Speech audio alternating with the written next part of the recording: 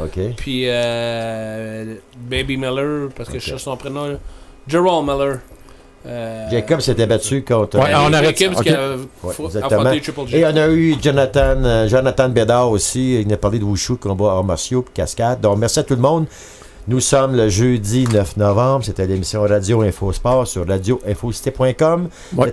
Cette émission est rendue possible grâce à la Fondation Équipe Québec et radioinfocité.com. Oui, merci à et tout le monde. le journal du soir qui suit à l'instant avec M. François Saint-Louis. Manquez pas ça. Et on vous laisse avec la chanson de Booba, qui est un autre hip-hop que Philippe nous a parlé. À la prochaine. Si j'ai le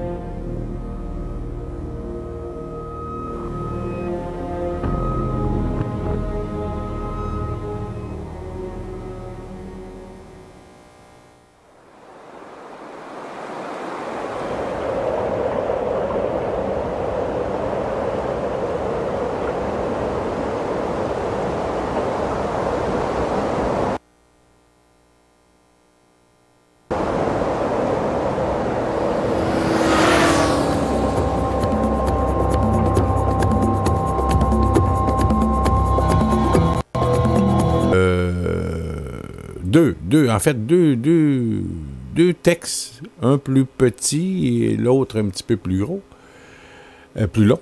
Et on va mettre vos connaissances à l'épreuve. Tout ça pour... bon, on va le faire pendant l'émission. Et aussi, écoutez, on fera pas beaucoup de pouces, si vous voulez, sur ce qui est arrivé à André Boisclair. Là. Je vais vous en parler un petit peu, mais c'est pour le féliciter. Hein? Il y en a qui ça va surprendre, mais moi je vais le féliciter, André Boisclair, ce soir. Et vous allez comprendre pourquoi. Et ensuite de ça, qu'est-ce qu'on peut... si vous avez retenu des choses là, que je n'aurais pas... que j'aurais, disons, loupé, je n'aurais pas cliqué, ou bien je n'aurais pas... me serais pas attardé, eh bien, faites-moi signe sur mon Facebook et vous allez... proposez-moi des sujets que je n'aurais pas retenus pour vous. Sur mon Facebook, je vais vous lire. Je lis régulièrement les commentaires de ceux qui m'en écrivent. Yvon, Gilles, ils se reconnaissent. Gilles Dionne, Yvon Gay et compagnie. Donc, ce soir, j'aimerais... d'emblée, je vais vous parler un petit peu d'André Boisclair, pourquoi pas. Et comme je vous disais tantôt, j'aimerais le féliciter en quelque part. Parce que, ça ne doit pas être facile par où il passe en ce moment. Vous allez me dire, c'est moins pire que d'autres accusations que d'autres ont eues ces derniers temps. Et il a réagi, André Boisclair, aujourd'hui à ce qui lui est arrivé la nuit dernière. Et parce qu'il a été arrêté pour avoir conduit avec les facultés affaiblies. Et il a réagi. Et je vais le citer. Ce qui a été rapporté dans les médias est fondé. J'ai effectivement été arrêté la nuit dernière pour avoir conduit mon véhicule alors que mes facultés étaient affaiblies par l'alcool. J'ai été libéré ce matin sur promesse de comparaître et je dois maintenant faire face à mes responsabilités et assumer les conséquences de mes gestes. Ensuite, il ajoute, André Boisclair, parce que j'ai cliqué sur un autre bouton, excusez-moi, mais ça vient de me réapparaître. Donc, j'ai commis une importante erreur. J'en suis profondément désolé et je vais maintenant faire face à mes responsabilités en lien avec ce qui s'est passé. Ma vie allait bien dans toutes ses facettes. Je dois maintenant composer avec cette nuit du 9 novembre 2017 et tenter d'en réparer les conséquences. Certes, cela survient dans ma vie personnelle, mais pour personne, peu importe son statut et son parcours public, de telles erreurs peuvent être nuancées ou contextualisées. Ma seule consolation est que la situation que j'ai causée n'ait pas eu de conséquences sur d'autres personnes que moi-même. Si une personne qui lit aujourd'hui ce message et se questionne ce soir après avoir pris quelques verres de sa capacité à conduire décide de s'abstenir, la présente publication aura eu son utilité. Eh bien, bravo, André Boisclair, et je pense que on appelle ça un gars qui prend ses responsabilités. Il assume, et ce qui me fait, ce qui me fait penser, comprendre qu'il va plaider coupable, et je trouve que c'est quelqu'un qui prend ses responsabilités. Bravo, André Boisclair. Et il le dit à la fin de son texte que il y a une mince consolation dans tout ça, c'est que il n'y a pas eu de conséquences pour personne au niveau de la vie humaine. Et il est rentré dans un poteau, puis ça finit là. Un poteau, c'est pas grave, ça se remplace. Une vie ne se remplace pas. Et il fait un genre de mea culpa, et il prend ses responsabilités, puis il avertit les gens que ce qu'il a fait, c'est pas très très fort, avouons-le. Mais vous savez, qui peut affirmer qu'il n'a jamais commis d'erreur? Bon, évidemment, c'est pas excusable, là, prendre sa voiture en état avec les facultés affaiblies. Mais bon, c'est pas le premier, puis c'est pas le dernier. Et tout ça, il n'y a pas eu de conséquences pour les vies humaines. Et ça, c'est tant mieux. Évidemment, André Boisclair n'ira pas en prison pour ça, là. C'est une première offense, puis bon, ça arrive... c'est pas le premier à qui ça arrive. Et ensuite de ça, tu sais, il va perdre son permis. C'est bien correct comme ça. Puis je pense que c'est une bonne leçon pour lui et pour d'autres. Et je lui dis bravo à ce niveau-là. Et je pense que il va s'en souvenir longtemps. Et si ça peut être utile à d'autres personnes, eh bien, ça sera toujours bien ça, d'acquis. Bon, et si finalement... Bon, je vais vous lire le premier quiz. Selon vous, quel politicien a dit ceci? Nous proposons l'interdiction de la burqa, du niqab et du tchadar.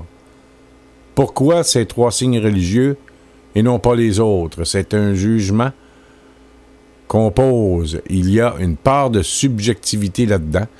Nous considérons que le port de ces trois vêtements pour la femme est l'instrumentalisation de la religion pour des fins d'oppression et de soumission. Nous comprenons bien les messages qui sont envoyés par les vêtements. Alors, oui, c'est Philippe Couillard à quelques jours du déclenchement des élections de 2014. On fait grand cas du recul du chef péquiste sur cette question depuis quelques jours. Toutefois, on ne dit jamais que Philippe Couillard, c'est 4 positions diamétralement opposées en 4 ans, et c'est la pire girouette sur cette question, c'est bel et bien Philippe Couillard. C'est Philippe Couillard qui a dit ça, là. Quelques jours du déclenchement des élections en 2014. Rappelez-vous. Bon, on va changer la toile du stade olympique. C'est comme, disons qu'on a autorisé le remplacement de la toile.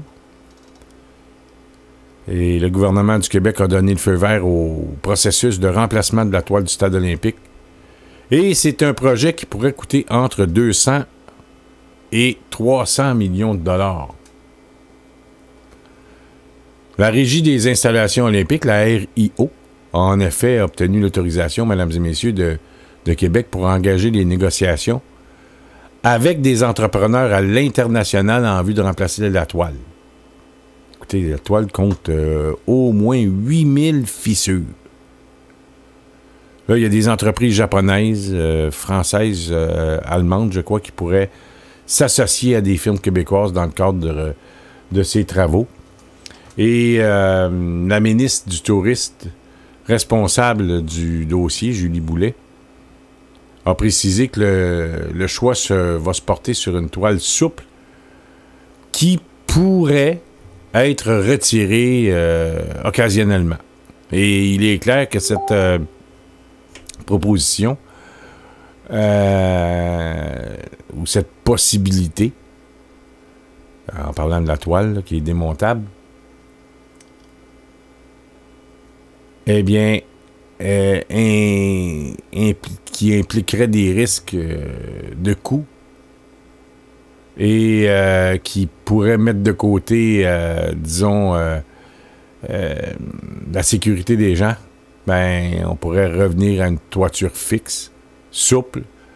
Et selon Julie Boulet, ben, il y a d'autres investissements qui vont suivre après le changement de la toile. Et il va y avoir une fois que la toile va être installée, il y aura des investissements à faire à l'intérieur, notamment pour changer les sièges au niveau de la sonorisation et aussi au niveau de l'éclairage. Et à la RIO, on dit que le remplacement de la toile est attendu depuis un bon moment déjà. Et quand le gouvernement dit on passe au dossier d'affaires, c'est qu'il considère que la toile doit être remplacée. Mais évidemment, le président de la RIO, Michel Labrec, nous dit qu'on n'achète pas une toile demain matin avec cette décision du gouvernement. En 2016, on se rappelle, il y a eu 15 événements majeurs qui ont été programmés au Stade olympique pour une utilisation totale de 178 jours. Mais 15 événements majeurs. Et c'est toujours selon le président Michel Labrec. Et il affirme qu'une toile neuve va faire en sorte qu'on ne sera pas en psychodrame à partir de novembre jusqu'en avril chaque fois que quelqu'un veut louer le stade. Et selon, encore une fois, toujours selon Michel Labrec, il croit que sans changement de toile, du toit, l'infrastructure construite pour les Jeux olympiques de 1976 se dégraderait.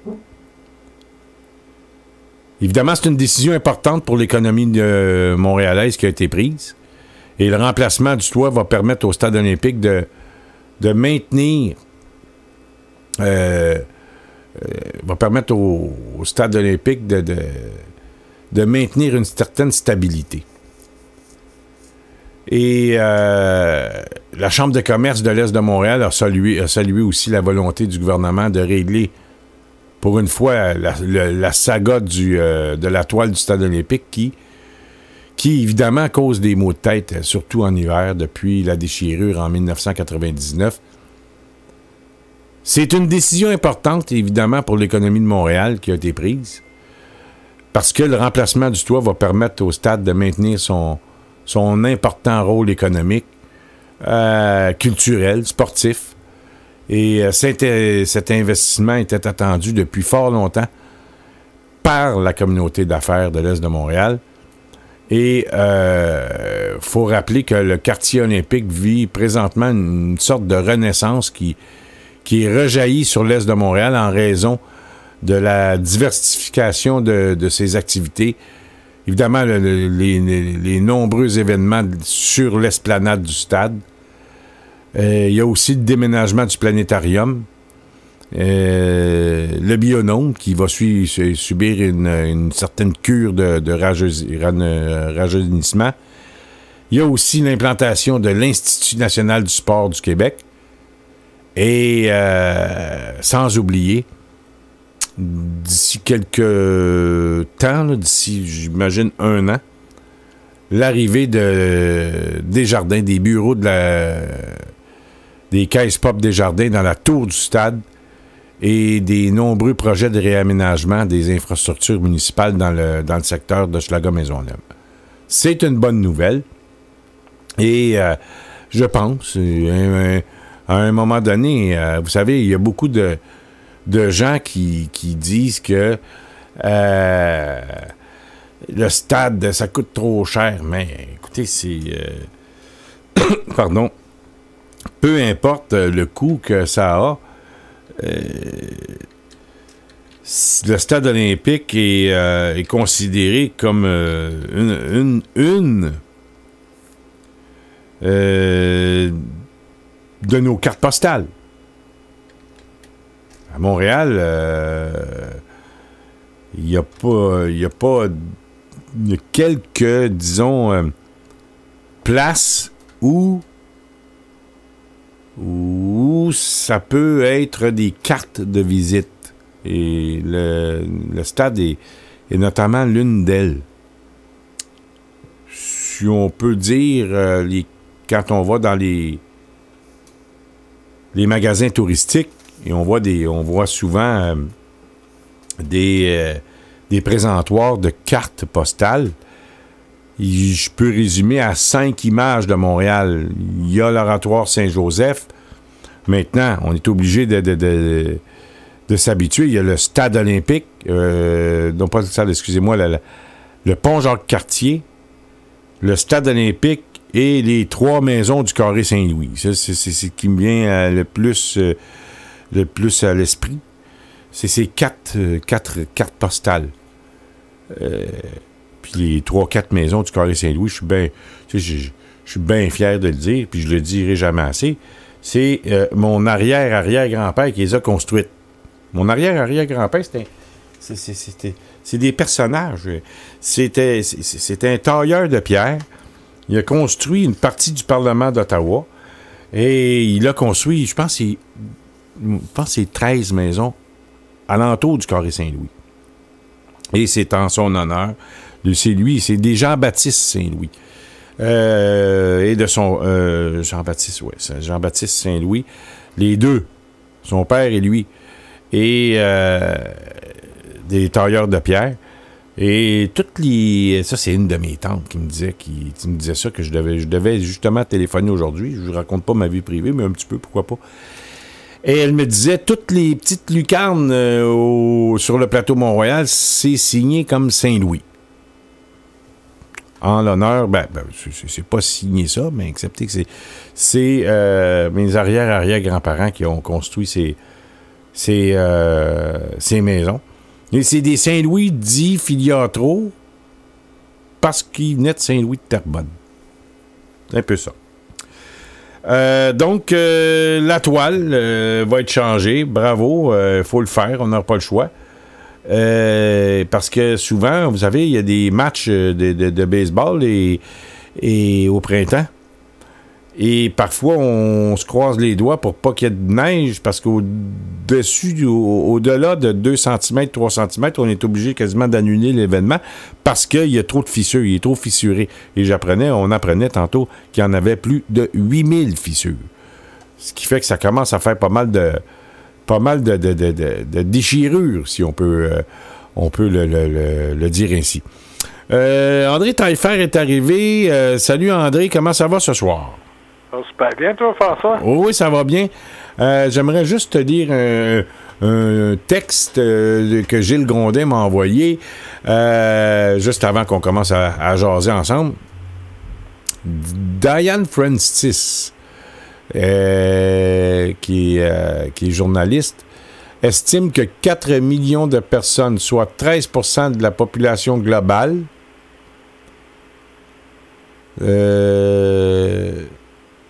le nombre de Canadiens fortunés qui ont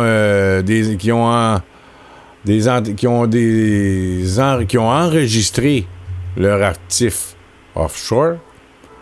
Une saignée, évidemment, financière qui s'expliquerait par le trop d'impôts. Elle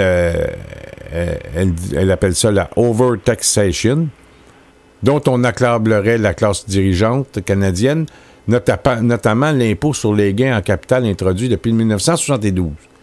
Mais ni les acteurs sociaux que Dianne Francis cite abondamment, ni l'auteur elle-même ne daignent faire état des avantages que tirent les investisseurs des institutions de ces institutions du bien public canadien, financières à même les impôts et qui rendent leur placement profitable. Exemple, système routier entretenu, nombreuses infrastructures aéroportuaires et navales, population formée sur mesure, main-d'œuvre adaptée, dispositifs de sécurité redoutables, efficaces, système judiciaire, etc., etc., etc. Donc, c'est ces milliardaires qui placent leur argent ailleurs et qui s'évitent de payer des impôts profitent amplement du système qui est installé au Québec, système routier, système de transport, aéroport, tout ce que je viens de nommer. Et on y pense pas souvent à ça, mais je peux te dire une chose, André, c'est Gilles Grondin qui me faisait part de ce petit texte, et puis je pense que c'est fort intéressant de parfois de rappeler aux gens que ces personnes qui sont, disons, qui font partie du 1%, c'est une façon de bien identifier ces derniers, ben, ils profitent au max aussi. On dit souvent qu'ils créent des emplois, mais il faut dire une chose, c'est qu'ils ont un système qui est assez bien rodé pour faire en sorte qu'ils puissent profiter de ce système, de la main-d'œuvre, etc., etc., et des infrastructures pour faire de l'argent. Et puis, je pense que c'est important de le rappeler. Ceci étant dit, mon cher André, est-ce que tu as retenu une nouvelle en particulier aujourd'hui, ou bien je peux te dire que à l'heure où on se parle, on dirait que la crise, ou en tout cas, ça me nuise au Parti québécois et au Parti libéral. Je ne sais pas s'il y avait d'autres choses dans les nouvelles à commenter ces jours-ci, mais il reste une chose, c'est que on a beaucoup plus parlé aujourd'hui de la bévue d'André Boisclair et c'est Adam Laure qui me le faisait rappeler dans un de ses commentaires sur Facebook, que les 600 000 $ que l'on soupçonne que Jean Charest a mis dans les coffres de la voiture de fonction de premier ministre, évidemment. Ça, on n'a pas trop parlé dans les médias, mais vous allez voir, on va parler d'André Boisclair en masse. Puis, est-ce que je sache, ça n'a pas impliqué personne. On n'excuse pas le geste, mais accepter qu'il n'y a pas eu aucune conséquence, là, à part remplacer probablement un lampadaire. Mais Jean Charest, par contre, on n'a pas trop parlé. Tu sais, c'est Lino Zambito qui en a parlé à Dutrisac, puis tout de suite, on a caché, on a retiré les entrevues au 98.5 pour ne pas, ébruiter trop ce que Lino a dit. Mais ceci étant, il faut vraiment remarquer qu'on va faire état amplement de la bévue d'André Boisclair, puis et ça dans tous les médias. Et par contre, Jean Charest, lui, je ne sais pas, là, mais les médias n'ont pas trop parlé. Je ne sais pas si tu le vois comme moi, André, là, mais chose certaine, c'est que on dirait que c'est 2 poids 2 mesures. Ben écoute, comme tu sais, pratiquement tous les médias font partie de Cogeco. Cogeco est une entreprise qui est majoritairement libérale, fait que c'est sûr qu'ils vont parler beaucoup plus de l'ennemi pour eux que de parler des amis. Ils parlent des amis quand ils font des bons coups. Quand c'est pas un bon coup, ben on essaie de faire d'autres choses. On essaie d'aller chercher de la nouvelle ailleurs. Moi, pour ce pour ce qui est de moi, je trouve que c'est pas de nouvelle. Oui, OK, le gars, il s'est fait ramasser en état d'ébriété, mais ça change rien. Là. C'est quand même... il va avoir à répondre de ces gestes-là. Là. Tu sais, rendu là, c'est un... Puis aujourd'hui, c'est un citoyen. Hein, c'est plus un politicien. Hein. J'aurais compris qu'il fasse autant de nouvelles à l'époque quand il y avait des soupçons de coke puis ces choses-là. Mais aujourd'hui, le gars s'est fait prendre en boisson. Qu'est-ce que tu veux qu'on fasse? Ça peut arriver à n'importe qui, à ton meilleur chum. Ah, évidemment. Écoute, ça arrive dans toutes les familles. Et la mienne ne fait pas exception. Je suis certain qu'il y a quelqu'un dans ta famille, de près, loin, cousine, qui s'est fait prendre, André. Je suis certain. Et ça arrive dans toutes les bonnes familles, puis ça fait pas en sorte que une personne est une mauvaise personne pour ça, là, tu sais, pour un geste commis comme ça. Mais évidemment, ce qui est le côté positif dans tout ça, c'est qu'il n'y a pas eu de conséquences et il n'y a pas eu de personnes que leur vie ont été mis en danger. Évidemment, oui, il a été mis en danger quand le geste est en train de se produire, mais une fois tout ça terminé, ben, au moins, il n'y a pas eu de conséquences négatives pour personne, graves. Et il fait un certain mea culpa, c'est tout à son honneur, et disons qu'il va probablement, je dirais, agir en conséquence. Ben, il va affronter, il n'a pas le choix de faire face à la musique, là, rendu ce qui est, là. Écoute, il faut qu'il réponde de ses actes, c'est tout. Il n'y a pas... Oui, mais quand je dis il va agir en conséquence, c'est que je pense qu'il va... aller consulter, probablement faire une thérapie et le tout sera derrière lui. C'est pas les mêmes conséquences. Il n'est pas arrivé de malheur à personne. Ce qui fait que thérapie et on passe l'éponge. C'est une première offense pour lui. Puis il reconnaît. Fait que ça, devant le juge, ça va bien passer. Et disons que on ne s'attardera pas plus longtemps à ça. C'est derrière nous, puis c'est une leçon pour lui, puis c'est une leçon pour les autres. Hein. À un moment donné, là, faut pas piler sur quelqu'un qui est par terre, parce que justement, aujourd'hui, André Boisclair ne doit pas être gros dans ses petits souliers. C'est pas une bonne journée pour lui. Et puis, il y a seulement qu'à aller dormir un peu, là, puis, vous savez, dimanche, là il est pas accusé des gestes que d'autres ont commis, ce qu'on a entendu ces derniers temps. C'est déjà ça de pris. Et ce matin, quand je me suis levé, puis j'ai entendu ça, j'ai dit, il m'est venu, on ne sait plus aujourd'hui, il y en a tellement, que ça sort tellement depuis un mois sur les indisciplines sexuelles des gens, que, mais là, ça a été, là, j'ai dit, bon, au moins, c'est pas ça, puis bon, puis il n'y a pas eu de conséquences sur personne, bon, on passe à autre chose, puis on n'en parle plus, ça finit là. Mais au moins, je tenais à dire quand même ce soir que, à le féliciter et d'assumer ses gestes et d'en prendre la responsabilité, ben moi, je trouve que c'est tout à son honneur. Il essaie pas de trouver des faux fuyants et il assume. Bravo, Boisclair, André Boisclair, et vous avez, mon cher Boisclair, tout mon respect à ce niveau-là. On est sur le point, mon cher André, d'avoir droit à un avant-goût de l'hiver, et est-ce qu'il va avoir de la neige ici dans la région de Montréal? Demain, je pense qu'on annonce un 5 cm. C'est possible? C'est ce que j'ai cru comprendre? Pas à Montréal. Non? Non. Plus dans le nord. C'est supposé que ça va être en vent ici demain. Moi, en tout cas, c'est ce que j'ai lu. En tout cas, prépare-toi, parce que je suis pas sûr que tu as raison. De toute façon, moi, je suis en vacances, François, cette semaine. Ah ouais. Dans vacances? Oui. Ouais, chanceux. Bon, avertissement de bourrasque de neige au Québec, Montréal. Juste pour vous préparer, parce qu'il y en a beaucoup qui ont encore leurs pneus d'été.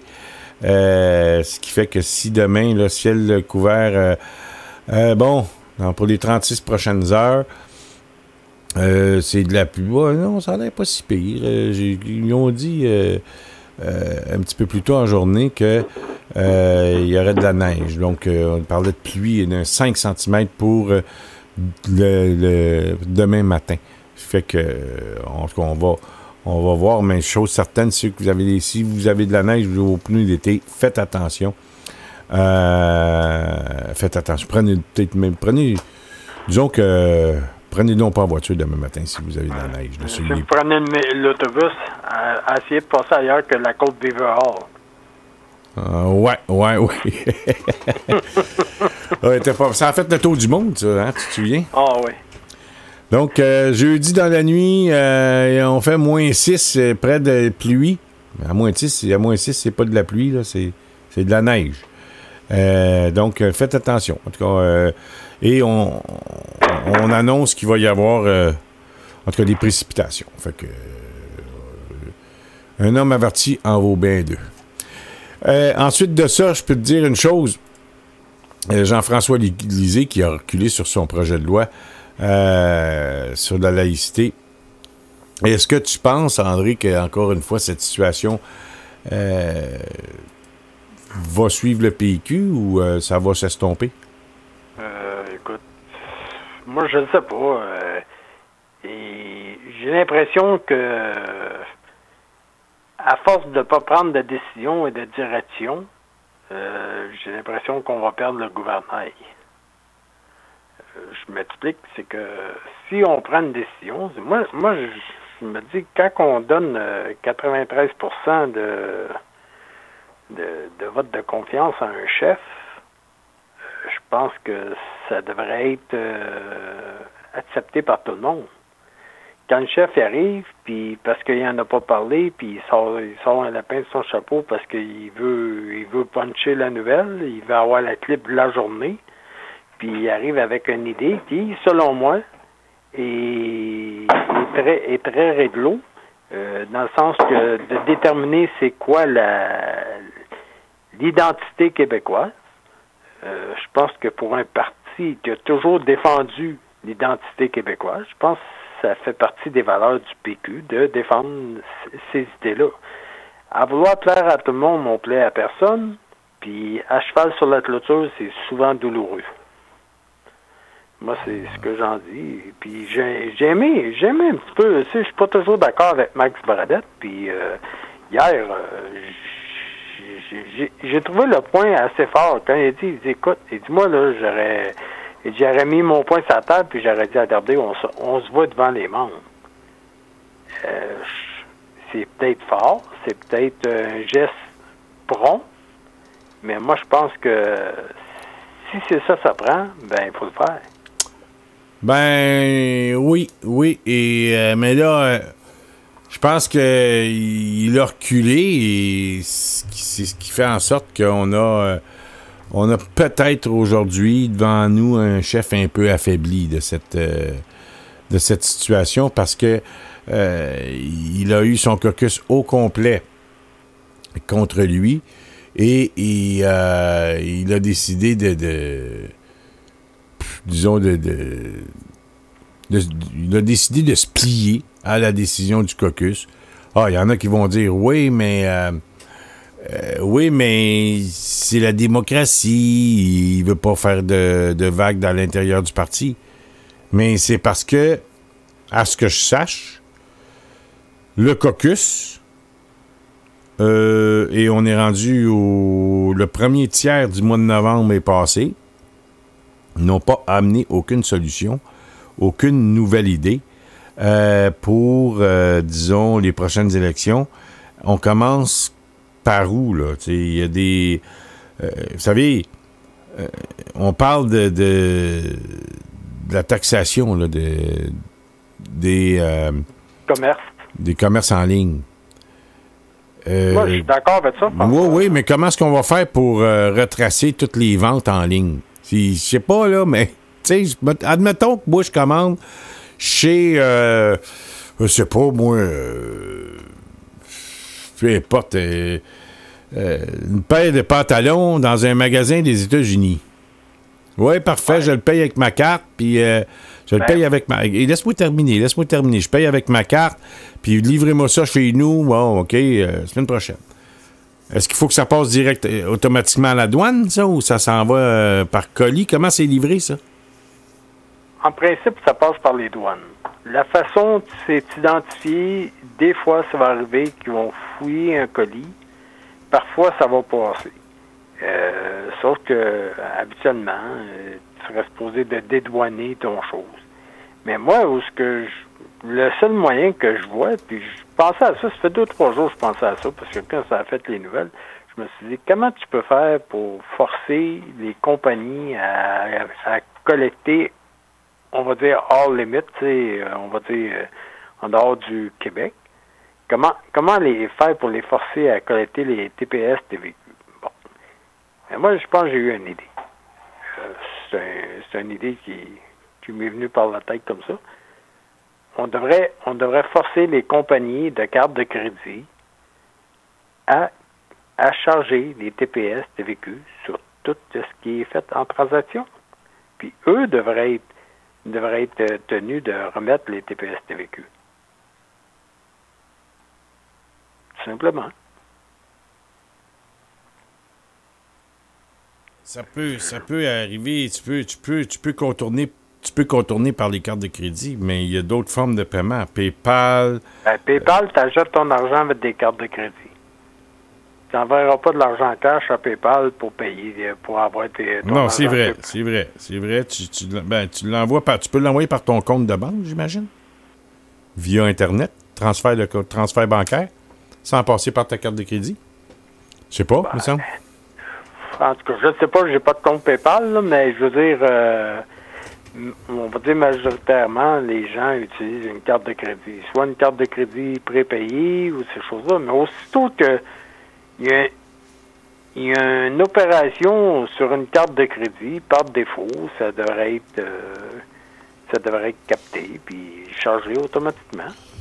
Ouais, mais je pense par PayPal, André, que on peut transférer de l'argent dans PayPal par notre compte de banque, notre numéro de compte de banque. Si on a un numéro chez PayPal, c'est la manière que beaucoup de gens fonctionnent, et ça passe pas nécessairement par une carte de crédit. Bon, là, il y aurait toujours... c'est à la douane là, qu'il faudrait se questionner. Est-ce que tout ça passe par les douanes? Je sais pas. J'imagine, parce que si c'est des colis par avion ou par train, évidemment, en Amérique du Nord, mais il reste que, pour revenir au PQ, il y a une... Tu sais, pour aller à la prochaine élection, il faut que tu sois un peu populiste. Évidemment, ça ne veut pas dire être irresponsable. Mais il faut quand même... si la CAQ dit nous, on veut éliminer les taxes, t'as pas mal plus de gens qui veulent voter pour ça que dire on va imposer des taxes. Je suis d'accord avec toi, mais si tu élimines les taxes, il faut pas se cacher, là. L'argent, ils vont aller chercher si tu payes. D'une façon ou d'une autre. Je pense pas que personne qui peut se priver des revenus de taxation. Je suis d'accord avec toi, mais il reste une chose, c'est que plus t'en donnes au gouvernement, plus qu'ils dépensent. Oui. Bon. Mais dans ce cas-là, ils vont trouver des manières de... services. Je dis pas qu'il faut couper des services, mais plus tu donnes d'argent à un gouvernement, plus il va trouver une manière de dépenser. Parce qu'ils mettent pas tant d'argent que ça, je pense, sur le paiement de la dette. Ils s'assurent de payer... c'est drôle, elle augmente... La génération, là, ça fait des petits, là, présentement. Là. Ça paye-tu la dette? Je pense que... je suis pas sûr, là, mais il faudrait se vérifier. Non, mais je dis pas que ça paye qu'on met pas d'argent sur le paiement de la dette, là, mais il reste qu'elle est toujours là, puis elle augmente tout le temps, la dette. J'ai jamais vu la dette baisser, moi. Depuis... mais tu sais l'histoire de ça, hein, avec le scandale de la Banque du Canada. Quelle année tu parles? Les années 74, l'année de Trudeau. Trudeau. C'est ça, Trudeau.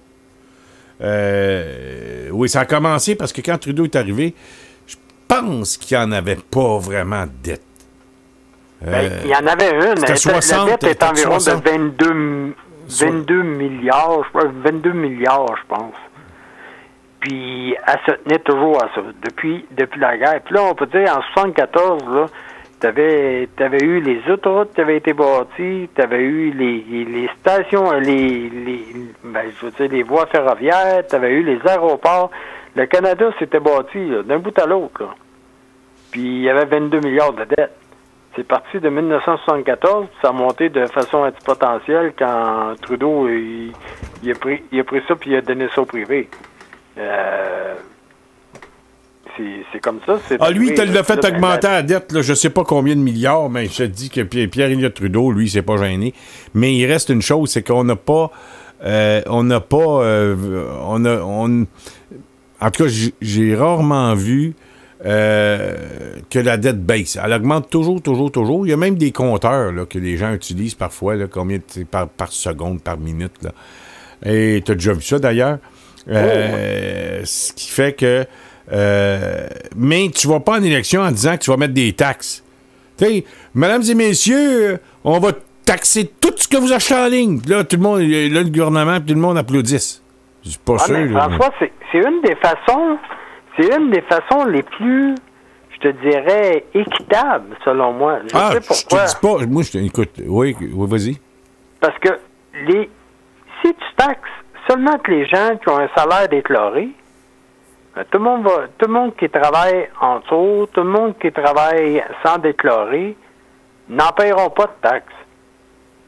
Tandis que la taxe à consommation, même le gars qui travaille au noir ou la fille, mais quand elle va aller acheter sa pinte de lait, elle va la payer, sa taxe. Ce que moi je trouve qui est beaucoup plus équitable. Puis que la personne qui consomme beaucoup, parce qu'il fait 150 000 par année, ben il va en payer plus que celui qui consomme moins. Puis moi, je trouve que c'est équitable, ça. Oui, c'est sûr. C'est sûr. Puis même que je mettrais une surtaxe sur, disons, les véhicules... en haut de 50 000, au lieu d'être 8 ou 9 t'es mis à 12. Ben, tu dis un véhicule en haut de 50 000 à la place de 8, tu le mets à 10, puis 60 000 à 11, puis 70 000 à 12, puis... la même chose pour les maisons.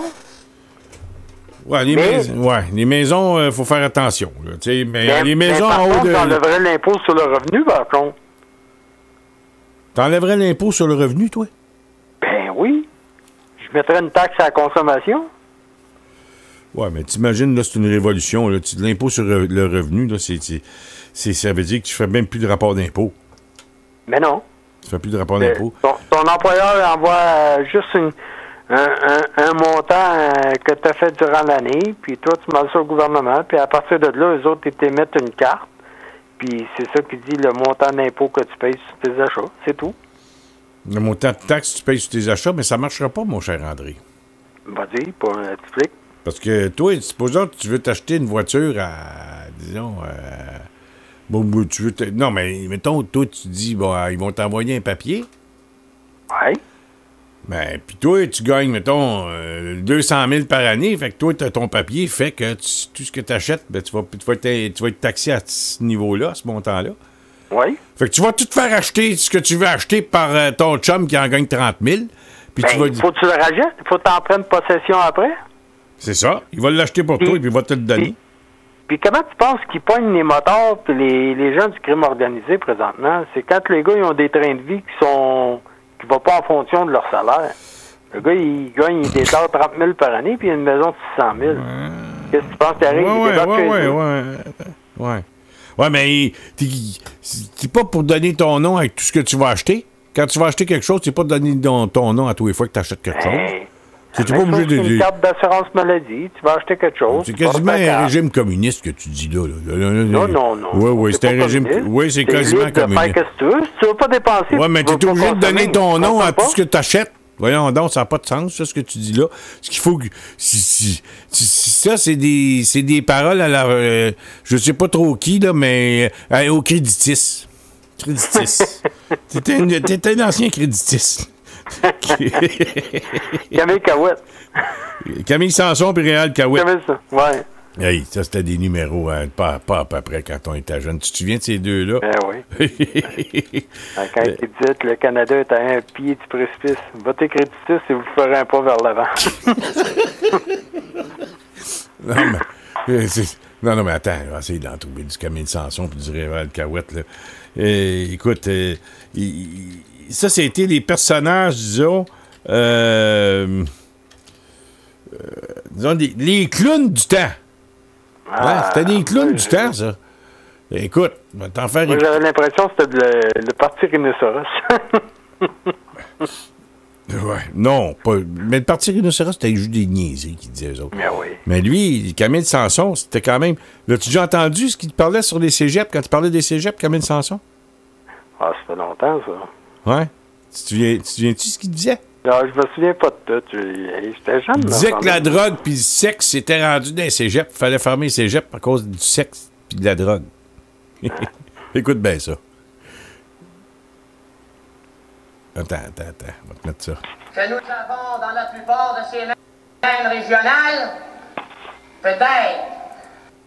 Régionales, je pense que nous avons dans la plupart de ces mêmes régionales, peut-être, un trop grand nombre de petits professeurs français au pinch, taille au ciseau.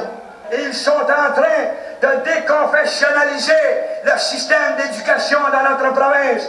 De plus en plus, on sort le bon Dieu des écoles dans notre province de Québec pour entrer des petits professeurs barbus, comme le disait tantôt mon bon ami Drolette, des gars qui sont des athées dans la plupart. As-tu compris ça, là? Écoutez bien, là. Écoutez bien, là. On rentre des professeurs barbus puis des professeurs athées dans nos écoles. On sort la religion. Écoute bien ça, là. On sort le bon Dieu des écoles. Attends, ça Dans va. la province de Québec pour entrer des petits professeurs barbus, comme le disait tantôt mon bon ami Drolette, des gars qui sont des athées dans la plupart des cas.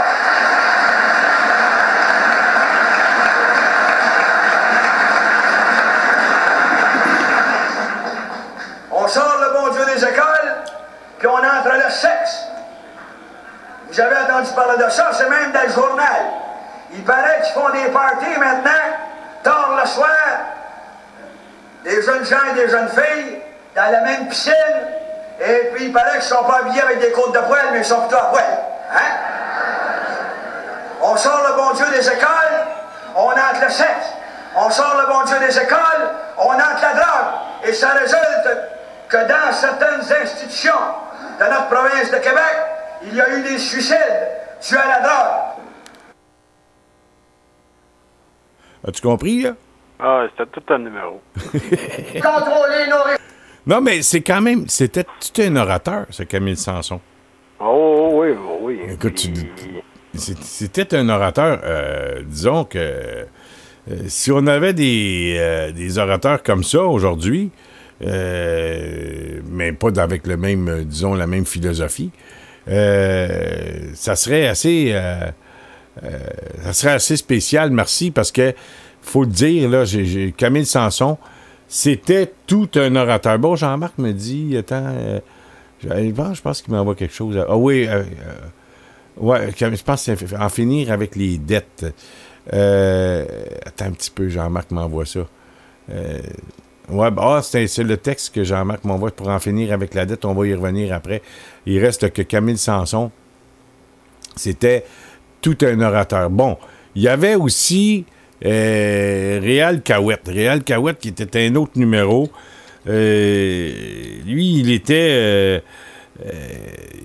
attends, Réal Cahouette qui était, lui, chef...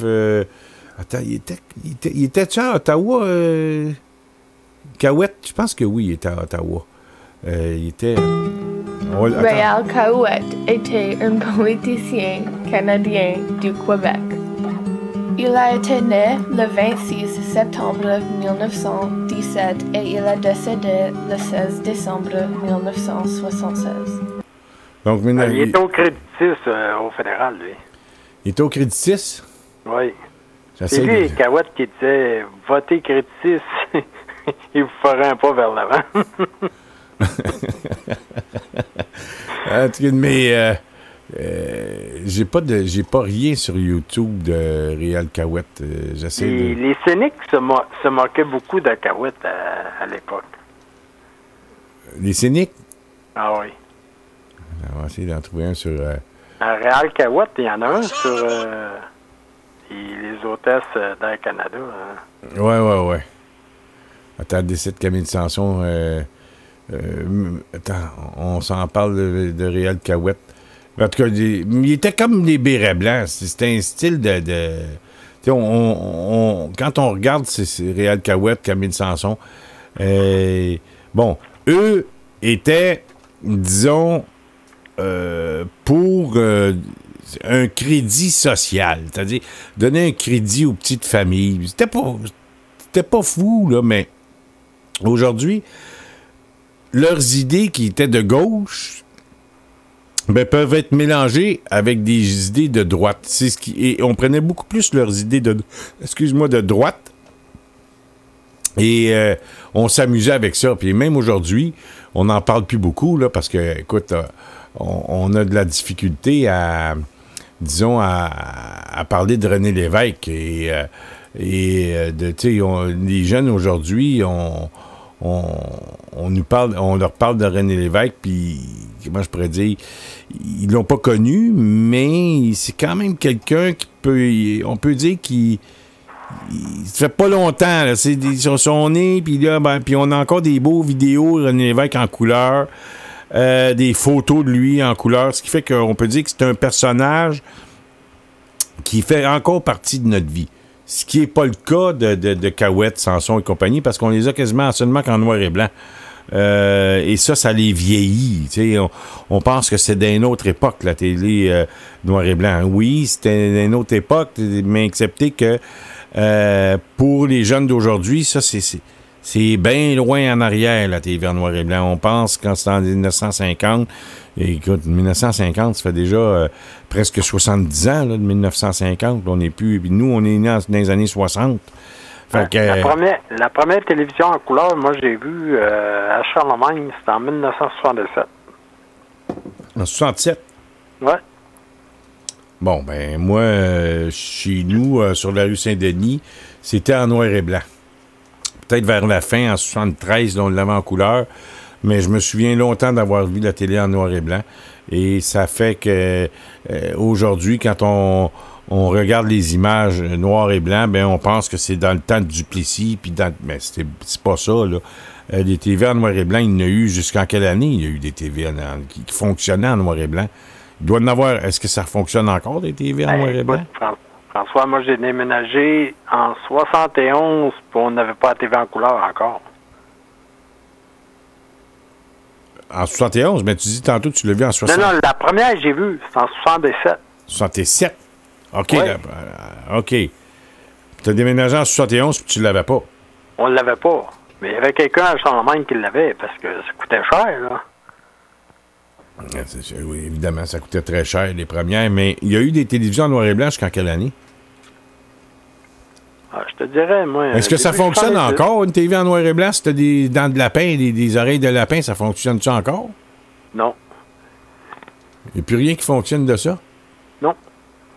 Eh bien, c'est parce qu'on est passé au numérique? Oui. C'est le câble vision. Tu sais, donc, les télévisions avec les oreilles de lapin ne fonctionnent plus. C'est bon pour décorer, mais pour louer. Je sais pas si Radio-Canada ne marche pas. Parce que je pense... Mais je suis pas sûr si ils émettent encore dans ces fréquences-là. Jean-Marc, je sais pas si Jean-Marc écoute. Oui, ça marche encore avec un convertisseur, Jean-Marc me dit. Ça prend un convertisseur, mais où est-ce qu'on peut se procurer un convertisseur? J'aimerais ça, moi, m'avoir une télévision en noir et blanc puis écouter encore les nouvelles en noir et blanc. J'aimerais ça. Moi, à La Source, au magasin La Source, il paraît qu'on est capable d'avoir ça. Est-ce que c'est cher? Est-ce que c'est facile? Donc, on Best Buy et donc 45$, il me dit Jean-Marc. Donc, Jean-Marc, je me demande s'il y a encore une télé en noir et blanc chez lui ou dans sa cave. Ça, dans la cave chez Jean-Marc, je suis certain qu'il y a ça. Quelques-unes en plus de ça. Est-ce que tu m'en vendrais une, Jean-Marc? J'aimerais ça d'en avoir une et m'installer tout ça en noir et blanc. J'aimerais ça avoir ça dans le studio ici. Avec tout l'écran bombé, la lampe, là. Ouais, j'en veux une, Jean-Marc, dans le studio. Une belle télévision en noir et blanc. Tu m'installes ça, Jean-Marc? Il va me l'apporter, il me dit. Samedi. Es-tu capable de m'avoir ça samedi, Jean-Marc? J'aimerais ça avoir ça samedi. Parce qu'il me dit que ça va être un bon débarras pour lui, mais enfin, ça me prend 2 télés en studio, parce que là, j'en ai donné une, j'en ai perdu une. C'est pour ça qu'on ne voit plus les sports, puis je suis plus capable de rien faire dans le studio avec les nouvelles. Mais ceci étant dit, pour revenir à ce qu'on disait tantôt, les taxes, André, je pense que ton idée, tu verras jamais le seul jour enlever l'impôt. Parce que c'est trop compliqué et même que l'impôt c'est pas suffisant pour que le gouvernement joigne les deux bouts. Mais c'est sûr, il y a à peu près 50%, on dit 60% des gens qui en payent. Ouais. Mais tout le monde dépasse, par contre. Oui, mais à quel niveau? J'écoutais quelqu'un parler. Oui. Hier.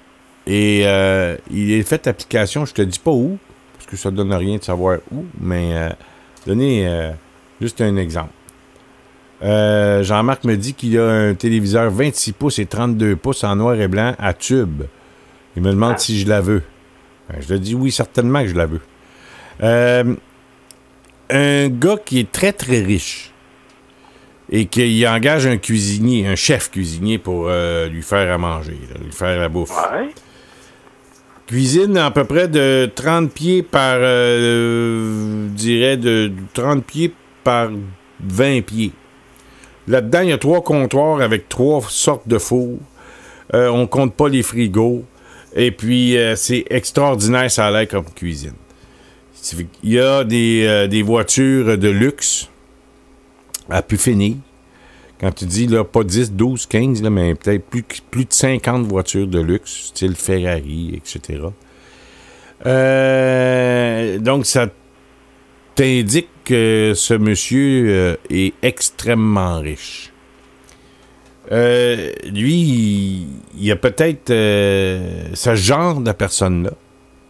C'est le genre de gars qui vont essayer de placer de l'argent dans les paradis fiscaux. Je dis pas, j'ai pas nommé le nom de personne, mais 2, je sais pas si cette personne-là que je pense place son argent dans les paradis fiscaux. Mais il reste une chose, c'est que je pense pas, là, tu sais, que si ces grands fortunés de notre société n'enverraient pas leur argent dans les paradis fiscaux, mais plutôt payaient leurs impôts en bonne et due forme, ça ferait, j'imagine, une maudite bonne différence sur les coffres d'État, les coffres du trésor de chaque État. Parce que si tous réunis décident d'envoyer leur argent dans des paradis fiscaux, c'est qu'il doit-tu avoir de l'impôt qui n'est pas payé, mais pas à peu près dans tous ces pays de la planète. Ben, je pense que on est en droit, nous, les petits travailleurs, là, parce que s'il y a des lois qui se font, puis ça se fera jamais, ça. Je crois pas ça, moi. Moi, je pense que je vais mourir et les paradis fiscaux vont aller même en augmentant et non en diminuant. Parce que ça se parle dans le monde que le Canada, c'est une maudite bonne place pour renvoyer ton argent dans les paradis fiscaux. Les gouvernements ne sont pas trop regardants là-dedans, à ce niveau-là. Et on n'a qu'à regarder les libéraux, les conservateurs, les libéraux à Québec. Je pense que et même tous les gouvernements, même le Parti québécois, n'a pas imposé ou n'a pas mis à l'amende les gens qui mettaient leur argent dans les paradis fiscaux. Je ne suis pas un fiscaliste, je ne suis pas un actuaire, je ne suis pas un comptable, je ne m'appelle pas Jacques Parizeau, loin de là. Pourquoi est-ce que le gouvernement du Québec ne l'a pas fait? Est-ce que c'est à cause que c'est régi par la Banque du Canada et que les gens passent par la Banque du Canada? Parce qu'il faut que tu passes par une banque au Canada, là, quelque part, pour transférer cet argent-là. Et à moins que tu l'aies fait illégalement, que ce soit de l'argent en dessous de la couverte, là, mais il faut que ça transige quelque part pour la sortir du pays, l'argent. À moins que, tu sais, ces grosses compagnies-là qui font affaire au niveau international disent, mettons, ils produisent, peu importe ce qu'ils produisent, là, mais produisent des biens qu'ils envoient, mettons, à un client qui est situé, disons, en Australie. Disons. Pas un pays de même au hasard. Et il dit, bon, ben, parce que là, la marchandise, il faut qu'elle sorte du Québec ou du Canada, mettons. Et qu'elle se dirige vers l'Australie. Disons que c'est du sirop d'érable. T'sais. On peut pas sortir de ben de place que le Québec, puis le nord des États-Unis, puis l'est de l'Ontario, là. Puis un petit peu au Nouveau-Brunswick, puis tout ça, là, mais bon. C'est dans ce bout de site de la planète qu'il y a du sirop d'érable. Donc, t'envoies ça en Australie. Et là, tu dis, tu vas me payer... Il faut que ça sorte, ce sirop d'érable-là. Là. Fait que faut que ça passe à Dorval, par avion, ou dans le port de Montréal, par bateau. Il y a des douanes, là. Est-ce que c'est compté, tout ce qui sort? Payé à tel prix. Mais là, les deux compagnies, les deux présidents de cette compagnie-là décident d'aller prendre leurs vacances l'hiver à tel endroit, disons à l'île Saint-Martin. Peut-être plus là, mais dans le sud. Puis là, ils prennent des drinks à l'hôtel ou en vacances, puis là, ils se parlent de vive voix, ils ne laissent pas aucune trace au téléphone, ni Internet, aucune trace. Bon, ben là, je t'envoie tant de caisses, là, puis je t'ai fait, mettons, ça coûte normalement 5 piastres la bouteille. Bon, ben là, je t'ai vends 2,5. C'est un bon prix que je te fais. Puis je déclare ça aux douanes, mais toi, tu vas prendre l'autre 2,5, puis tu vas me mettre dans tel compte en Suisse. Ça n'a même pas besoin de passer par le Canada. Lui, il met direct de l'Australie en Suisse. Tu comprends ce que je veux dire? C'est ce qu'ils font les entreprises. C'est ce qu'ils font tous. La compagnie, admettons, qui est ici au Québec, elle décide d'acheter son papier aux îles Fidji. Le gars, il vend le papier aux îles Fidji à 100 piastres la feuille. Si le gars ici, il veut payer 100 piastres la feuille, peux-tu dire qu'il est fou? Oui, tu as le droit, mais c'est son privilège de le payer. Mais par contre, quand il paye 100 piastres la feuille, lui, à la fin de l'année, il dit, regarde, il dit, mes frais d'exploitation, ils m'ont coûté de temps. Mais la compagnie, là-bas, elle pogne les feuilles, puis il est propriétaire de cette compagnie-là. Fait que ces profits-là, là-bas, sont moins imposés que ça. Fait que là, il apprend, puis il place son argent. Là. Écoute, tous les moyens sont bons pour le faire, François. Là. C'est pas si compliqué de ça. Là. C'est avec de l'argent que t'en fais. Si t'en as pas, t'en feras pas. Tu penseras pas à faire des choses de même quand t'as pas d'argent. Hein. Évidemment. Et tu trouves toutes les façons imaginables pour que la dette, tu puisses, tu sais, la dette d'un pays, tu contribues, tu te donnes, et tu te fais une belle jambe, mais en bout de ligne, je suis pas certain que tu contribues en tout cas, disons, économiquement à l'essor de ton pays respectif. Puis je pense que, évidemment, dans une société, il y en a qui souvent, il y en a qui ont été chanceux dans la vie. Que ce soit parce que tu viens d'une famille riche, et puis que, bon, parce qu'il y a des gens, on va prendre un exemple de Jacques Parizeau. Jacques Parizeau qui vient d'une famille très, très à l'aise financièrement. Très, très, là, quand je dis très à l'aise, là, c'est riche, là. Eh bien, il y a quand même des petits gars là-dedans, des petites filles qui se sont crachés dans les mains comme Jacques Parizeau, puis il a été étudié à Londres, puis à Paris, puis est avocat, puis économiste de haut niveau, ce qui fait qu'il n'a pas nécessairement profité de la situation de son père pour se la couler douce toute sa vie. Non, puis même à ça, Jacques Parizeau, faut bien le reconnaître. C'est pas quelqu'un qui, disons, qui a vécu à la hauteur de ce qu'il aurait pu faire. Il aurait pu venir riche, encore plus riche, Parizeau. Il aurait pu venir milliardaire, Parizeau. S'il avait s'il avait tout pris ses connaissances et qu'il les aurait mis à son profit personnel. Non, il a décidé de travailler et de mettre ses connaissances au profit de l'État québécois. Il a voulu faire profiter le peuple québécois. Ça a été sa contribution. Moi, je pense que Jacques Parizeau, ça a été un des plus grands patriotes que le Québec a connu dans le 20e siècle. Lui, puis on le dit assez souvent, au niveau économique, les deux plus grands patriotes, j'en mettrais trois, moi. J'en mettrais trois. Il y a évidemment Alphonse Desjardins, Jacques Parizeau, mais un des grands patriotes économiques qu'on a eu dans le 20e siècle, ça a été Maurice Duplessis qui a créé l'impôt québécois. Au diable, ceux qui le peinturent en noir. Moi, je m'excuse, mais les gens sont bien beaux, puis sont bien bons, les politiciens d'aujourd'hui, pour planter un couteau dans le dos à Duplessis. Mais si ça n'avait pas été de lui, le gouvernement du Québec n'aurait pas de... C'est lui qui a donné les leviers au Québec pour aspirer à ce qu'il voulait. Oui, puis il a donné les leviers, disons, économiques et des leviers et des sources de revenus qui étaient... comment je pourrais dire,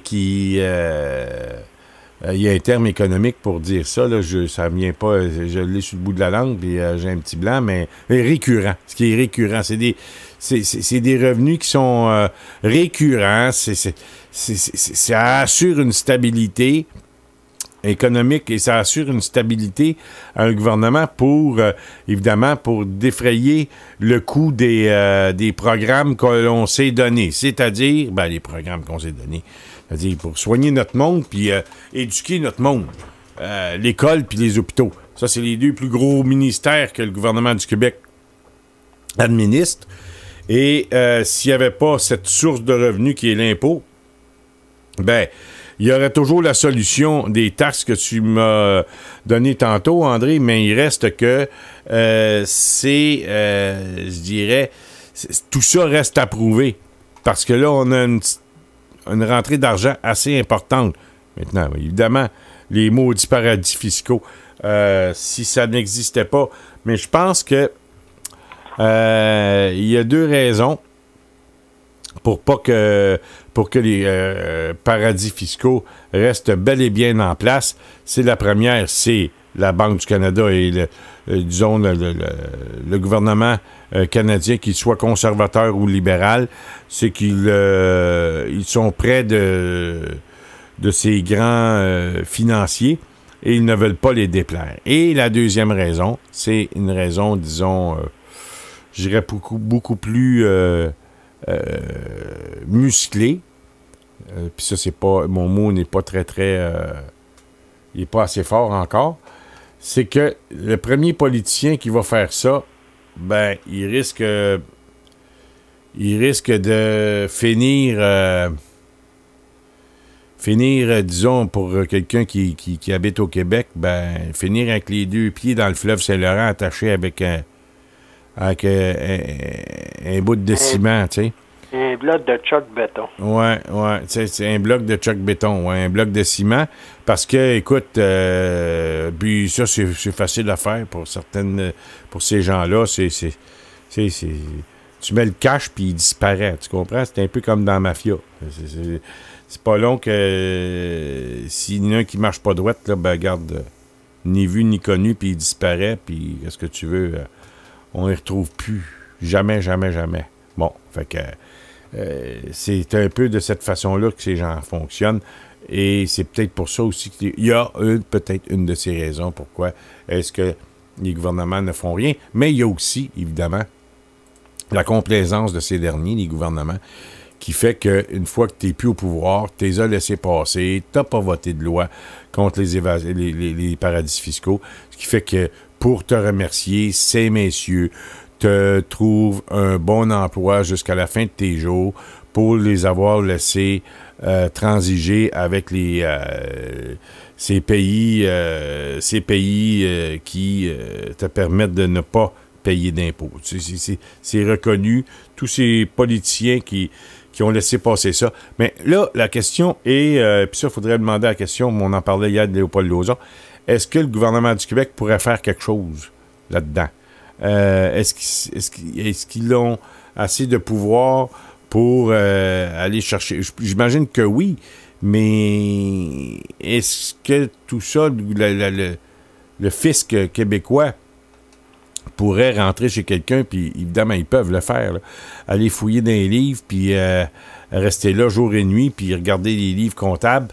Est-ce que ça peut se faire sans la complicité du gouvernement, du fisc fédéral? Je ne sais pas.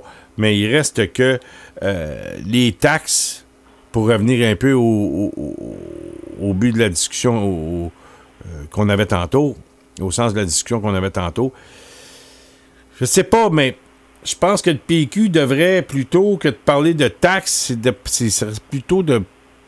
il y aurait plutôt intérêt à parler de projets qui rallient les gens et non qui les repoussent. Parler de taxes, tu gagnes.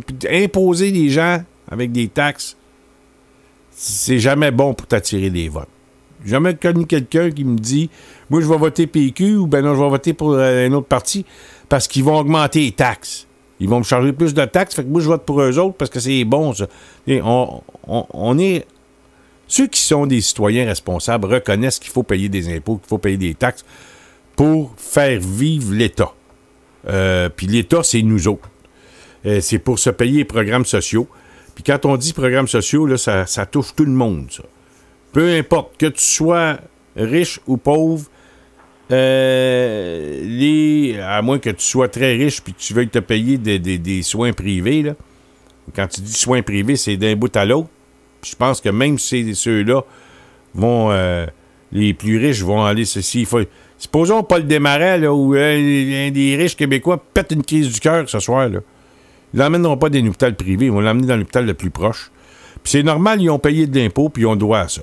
Mais il reste que tu sois riche ou pauvre, quand ta mère ou ton père est pris d'Alzheimer, puis t'es plus capable de le garder chez vous, parce que ça demande trop, puis t'es enfant, mettons, je donne un exemple, t'es enfant unique, puis ton père a l'Alzheimer, t'es tout seul pour t'en occuper, t'as pas d'oncle, t'as pas de tante, puis il faut que tu ailles travailler pour payer tes comptes d'électricité, etc.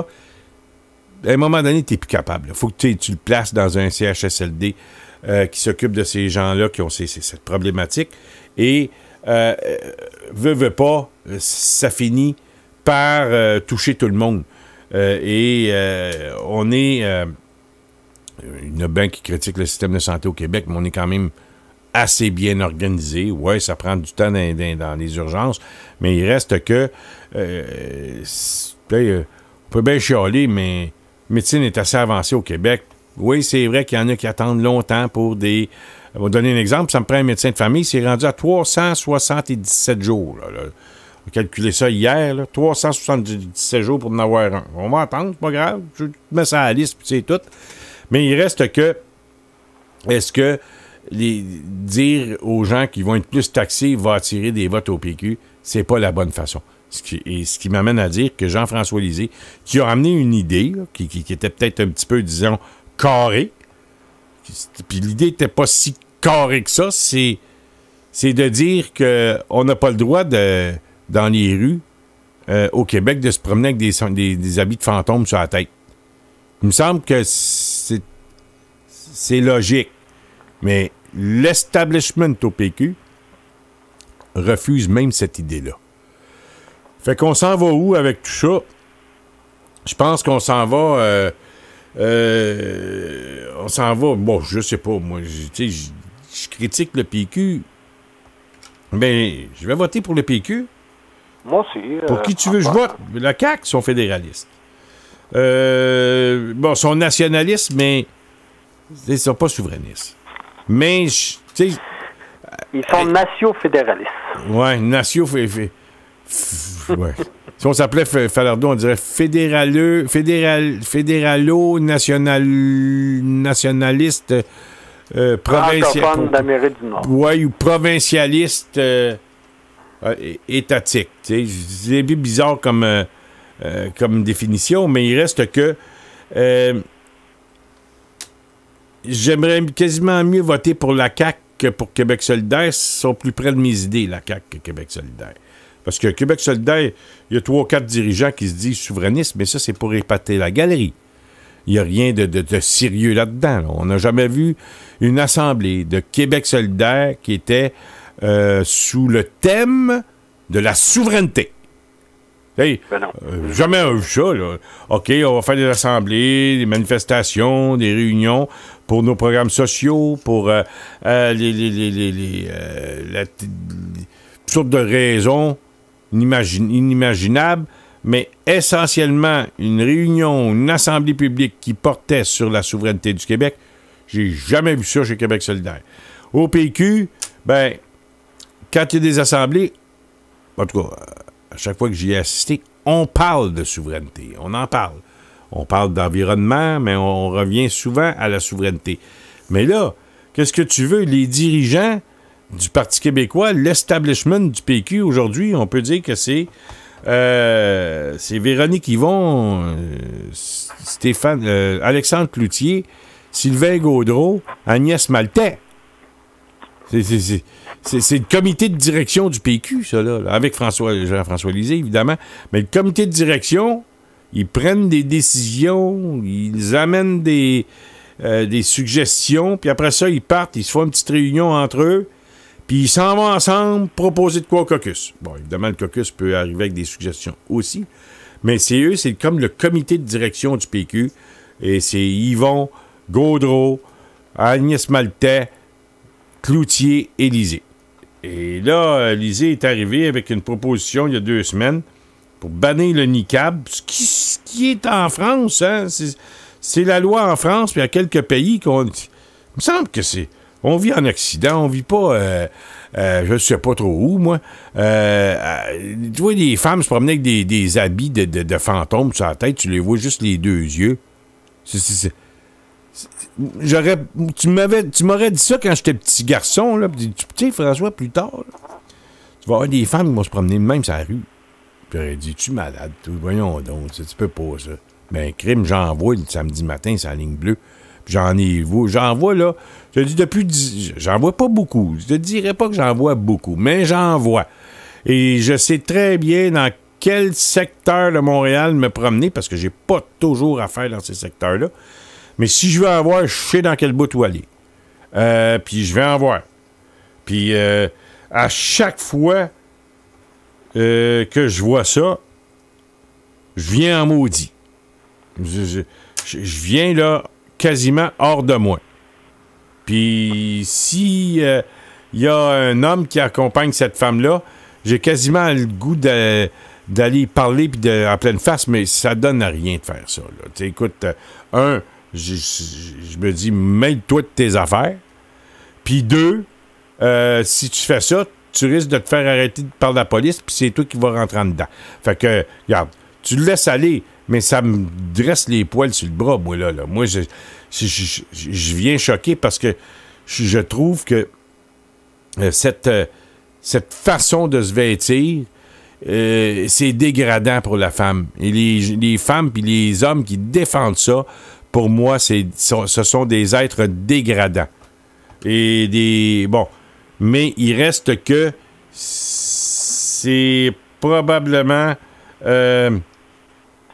ces femmes-là sont probablement pris dans une genre une situation qui fait que s'ils enlèvent leurs habits de fantôme, ben, ils risquent des sévices corporels. Fait qu'il faut faire attention. Maintenant, puis s'il n'y a pas de plainte de personne, ben, tu peux pas agir. Mais il y a une façon de contrer ça. Il y a une façon. C'est de légiférer. Et en ne légiférant pas, ben, je pense que les gouvernements ne sont pas... qu'on fait, hein, et on dit, comme tu dis, si tu t'abstiens de légiférer, c'est comme si tu consentais à ce que ça se fasse. Ben oui, effectivement. Et il y a une façon de contrer ça, c'est de le rendre illégal. Et là, ben, tu rendrais un grand service aux femmes, parce que les hommes qui exigent cette tenue de leurs femmes, parce qu'on ne viendra pas me dire le contraire. Là. Moi, je dis non, ça se peut pas. Là. Le contraire n'existe pas. Il n'y a pas une femme qui, par elle-même, va porter ses vêtements.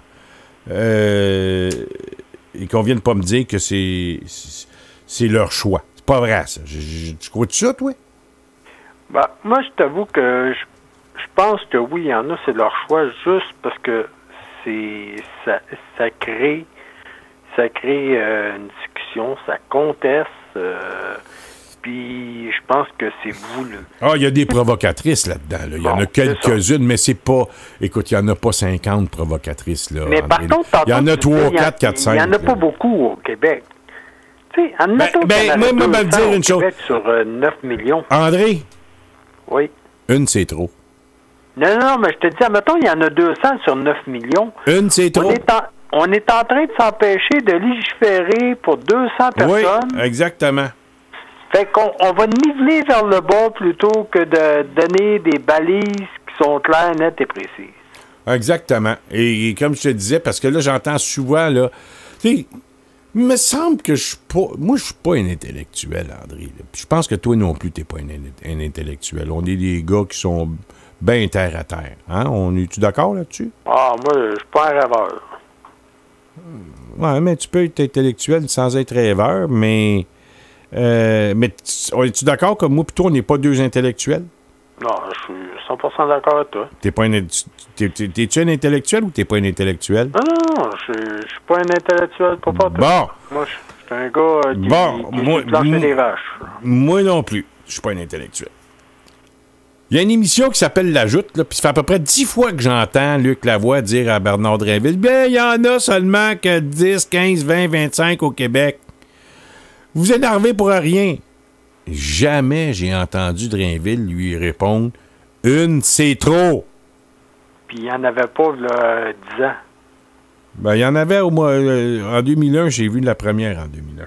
Bon. C'est-tu quand?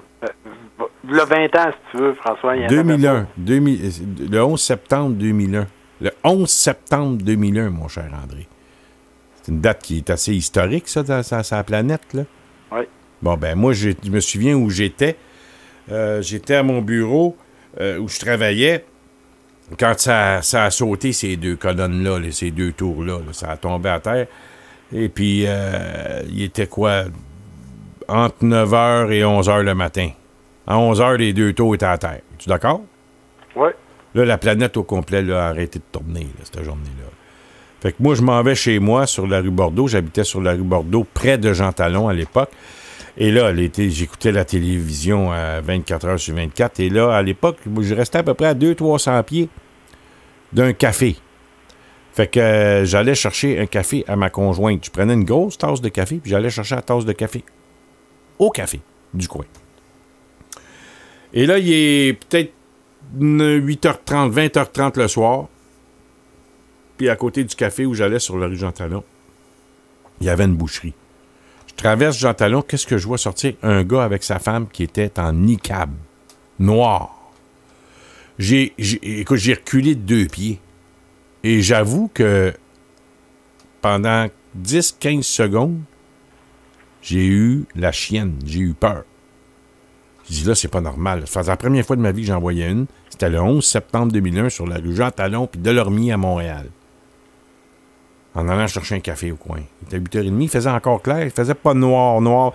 C'était 8h30, 20h30 là, au mois de septembre. Fait que c'était assez clair encore, 7h30, 8h. Là. Et là, j'ai eu peur. Je me suis dit, là, c'était un signe, ça, là. Ils veulent passer un signal comme quoi c'est la guerre. Parce que là, il y a 2 tours qui viennent de tomber, là. C'est la guerre. Es-tu d'accord avec moi? Oh, oui. C'est une déclaration de guerre, ça, là. Et le niqab, ben, c'est... Donc, tout ça pour te dire que Lisée arrive avec cette idée-là, puis il en mange une maudite au caucus du PQ. Fait que moi, je me dis, garde, c'est une idée qui aurait fait l'unanimité, ça.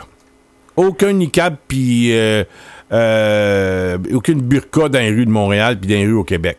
Ça aurait fait l'unanimité. Ah oui, ça aurait été contesté, mais fuck off. On contestez tant que vous voulez. Comme disait Max hier, puis moi, on disait, on mettra pas de maudite scène. Ouais, on met pas de maudite scène là-dedans, puis si on perd, on invoque la clause de non-obstant, puis ça finit là. Fait que perdez pas votre argent. Puis là, l'establishment, les femmes puis les hommes au PQ ont dit non à Jean-François Lisée, ce qui veut dire qu'implicitement parlant, ça fait ça dit que on est contre le fait d'enlever le droit de ces femmes-là à se promener, ce qui fait qu'on est d'accord. Fait que qu'est-ce que tu veux que je te dise? Et là, eux, ces mêmes députés-là, amènent pas de nouvelles idées. Lisée n'amène, là, puis il se fait planter. Fait que moi, j'étais à sa place, je vais aller manger tout un genre de marde, puis moi, je m'en vais chez nous. Là. Du coup, j'essaie d'amener des idées, puis en plus de pas qu'elles soient pas acceptées, je me fais engueuler. Fait que, regarde, allez vous faire cuire un œuf, puis moi, je vais m'en aller chez nous. Il est déjà bon qu'il soit encore là. Oui, mais écoute, il y en a des projets structurants, s'il voudrait, là, le PQ, là. Entre autres, l'identité québécoise, ça, c'en est un. Ben, oui, mais... Le deuxième, c'est de dire, si vous votez pour nous autres, on va faire qu'un seul rapport d'impôt, puis on va s'occuper de payer le Canada tant aussi longtemps. Ah, ben ça, maudit, ça, c'est comme une belle musique qui sonne à mon dans la fédération. Puis la journée que vous voudrez faire la souveraineté, on fera la souveraineté, puis à ce moment-là, le Canada, bon, on n'en paiera plus d'impôts. Exactement. C'est exactement ça. Ça finit là. C'est pas plus compliqué que ça. Ce que tu viens d'expliquer là, en 2 temps, 3 mouvements, tu viens d'expliquer c'est quoi la souveraineté du Québec. André, on se reparle demain soir. C'est le dernier jour de la semaine. Fait qu'on se donne rendez-vous 21h, 21h15. Ben, pas de problème. Salut, François. Salut, André. André Taillefer. Bonsoir tout le monde. Oui, salut, André. Et, donc, André Taillefer, il est 23h. Il faut que j'arrête ça là, mesdames et messieurs. Je vais me faire gronder par Jean-Marc parce que si je dépasse 11h, 23h, il faut qu'il fasse du recoupage pour mettre ça en 2 heures. Ou 1h30, selon le cas. Salut tout le monde. À demain soir, 21h, tout ça sur radioinfocité.com. Ciao. C'était le Journal du soir sur radioinfocité.com avec François Saint-Louis. Pour tout commentaire, nous vous invitons à nous écrire info@radioinfocité.com.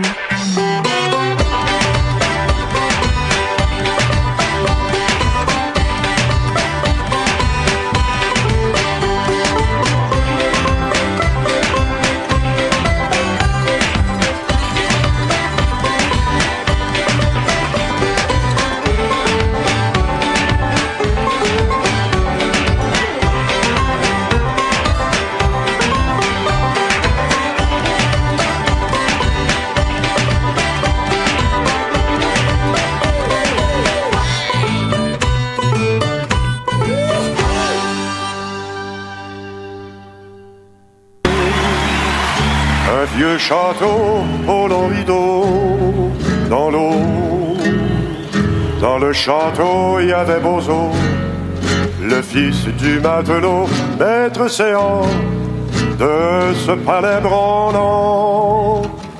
Par le hublot de son château, Bozo voyait entrer ses invités poudrés de vieilles rosses traînent en carrosse et la fée Carabosse, tous y étaient, moins celle qu'il voulait.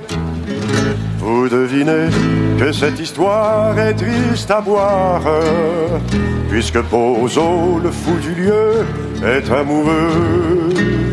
Celle qu'il aime n'est pas venue, c'est tout entendu. Comprenez ça, elle n'existe pas.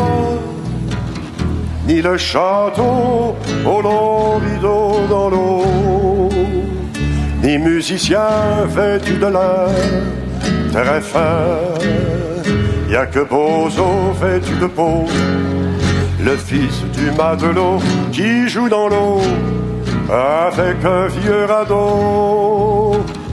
Si vous passez par ce pays la nuit, y a un fanal comme un signal de balle, danser, chanter, bras enlacés, afin de consoler pauvre